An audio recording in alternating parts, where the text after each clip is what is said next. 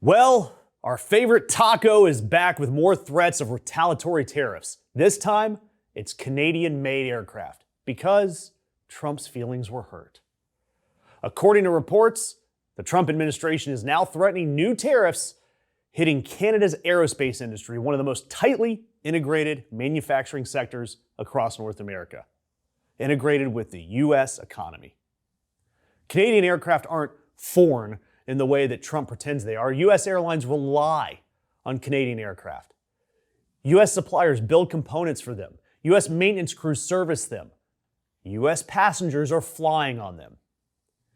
Yet Trump talks about tariffs like they're a punishment, handed over to some other country, but they're not. We already know. We've done videos on it. You've seen the news. We know that American consumers are paying over 96% of the cost of these tariffs. And now, if this new one happens, air travel is going to get a lot more expensive. But it follows the same pattern.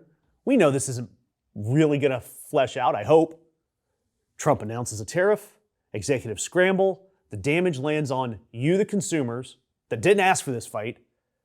Then comes the backlash, then Trump always chickens out.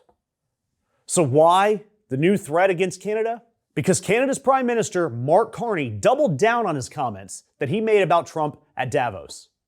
Back at Davos, long before this latest tariff threat, long before, it's just a week ago, Canada's former central banker, let's keep that in mind, and current Prime Minister Mark Carney was asked about Trump's trade behavior.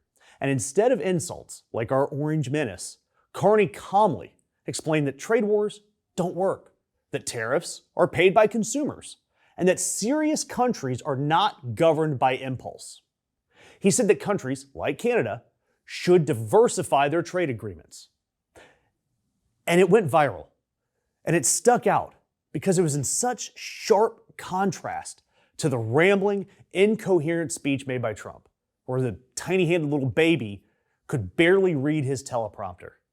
And he threatened everyone in the room with more tariffs. Hell, I am shocked that he didn't threaten the camera operators with a 200% tariff on slow zooms. Still, Carney treated Trump the way he should be treated. Carney was the adult in the room. Trump was the toddler. At Davos, Carney said he was going to cancel several trade deals with the U.S., instead making deals with countries like China to reduce tariffs. Trump's response? If Canada makes a deal with China, it'll immediately be hit with a 100% tariff. And he's going to charge Canada a 50% tariff on any and all aircraft sold into the United States of America. Carney remained a grown-up and actually did things to protect his citizens, protecting Canadians, saying, I meant what I said.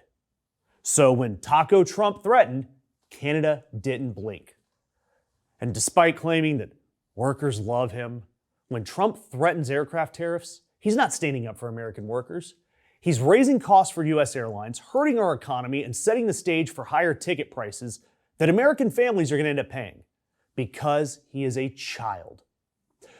Trump sees international trade more like a UFC fight, like he's going to put on the White House lawn. Yet our allies continue to see it as mature diplomacy and trade. And I'll be clear, targeted tariffs, backed with incentives for U.S. manufacturing jobs, those actually work. I'm not against tariffs generally.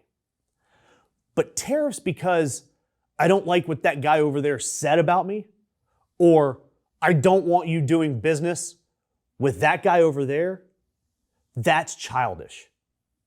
But it is nice to see that more and more of our allies, like Canada, end up putting Trump in timeout. Doesn't it seem like our feeds are getting filled with more and more BS right-wing MAGA content? It's no secret that all these top tech bros are in love with the current regime, so it's no surprise that independent left-leaning media is being squashed by the algorithm.